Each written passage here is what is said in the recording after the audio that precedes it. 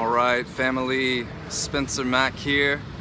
Just kicking it at one of my favorite places on the planet. Saturday style.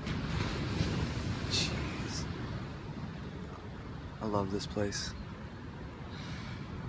I've had a couple different people ask me the same question. I'm really happy that it's the focus right now because I found it paramount to all of this. And that is, how has the meditation practice developed? And I've recently had a very excellent opportunity to really track what is most important when it comes to getting your shit together, when it comes to getting your life and your mind in order and actually acting on all those things you know are best for you. I've fallen on and off the horse so many times that I've gotten a lot better at getting back on.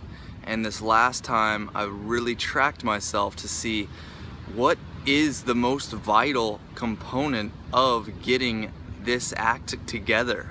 What is the most vital practice that is most necessary to commit to in order to get all of this stuff working together?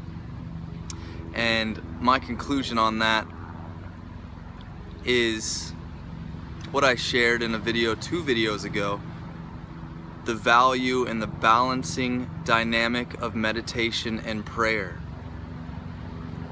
So I've talked more on meditation in the past, and I believe the balancing aspect of that is conscious cognition, is generating your thoughts intentionally.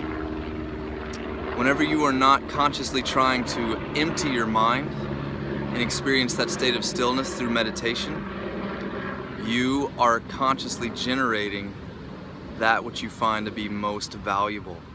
Those thoughts that you wish you would catch yourself having without actually having to put intention into it. Because otherwise, what we're running on, at least 80% of our day, is the same as yesterday. It's all the same pattern recalled again, and it'll continue to repeat until you replace it with something. So in that sense, I see these thoughts or these prayers as formulas, and getting the specific formula, the most elegantly worded phrase that directs your mind and your attention to that place, is an art. You basically develop the skill of internal preaching, of consciously formulating those thoughts that are most valuable to you. One really indispensable tool for this is what is called liturgy, or those religious readings, those scriptural readings.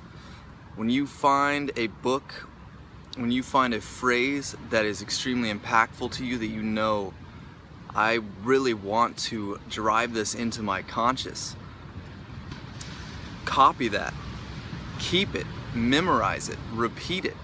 And when you're coming out of your meditation, when you're in your meditation, plant that seed, repeat it, consciously repeat the thought, re-describe it to yourself in as many ways as you can, so you get the whole picture, the big idea.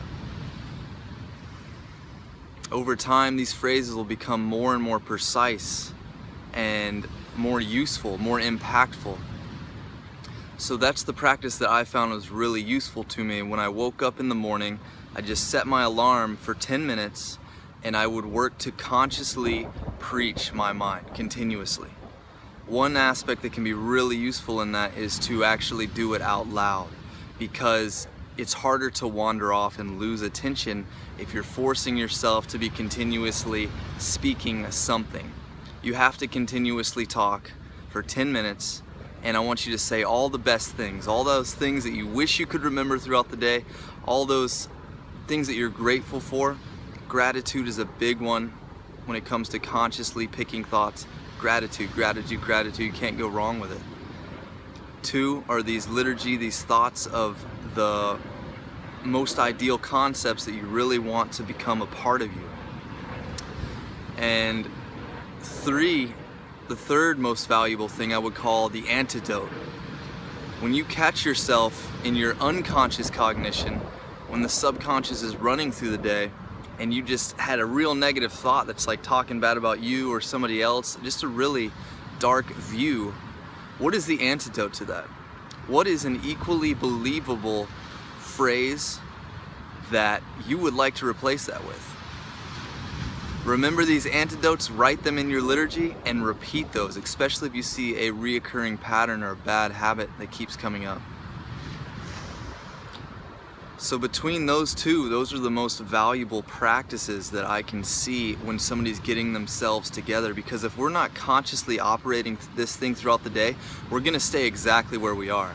We're gonna keep operating on the same old stuff. So if you wanna change it, you have to strengthen your ability to consciously create thought. And it's just like a muscle. So the more time we can do it consciously, I am saying this is me speaking out loud, I am doing this intentionally. Thank you so much for this time and place. Thank you so much for my ability to share information and connect with good people and contribute to the whole. Thank you so much for this amazing environment I get to experience. I'm extremely grateful. Just preach, do it consciously, continuously. If you're not consciously creating thought, you're silent. When you decide to do something, you do it consciously, and you strengthen it through repetition. So make that a habit. Do it multiple times throughout the day until it is your natural state to be the one who is consciously directing your thoughts and your actions. And that's how you get where you want to go and get out of where you've been stuck. That's what I have found for myself to be the most beneficial practice. Awesome, guys. I hope that was good for you. I hope that's useful. Share what you get out of it, how it impacts you, what the most valuable practice is you can think of. Jeez. And let's keep the conversation going. Lots of love, all the best blessings, and aloha.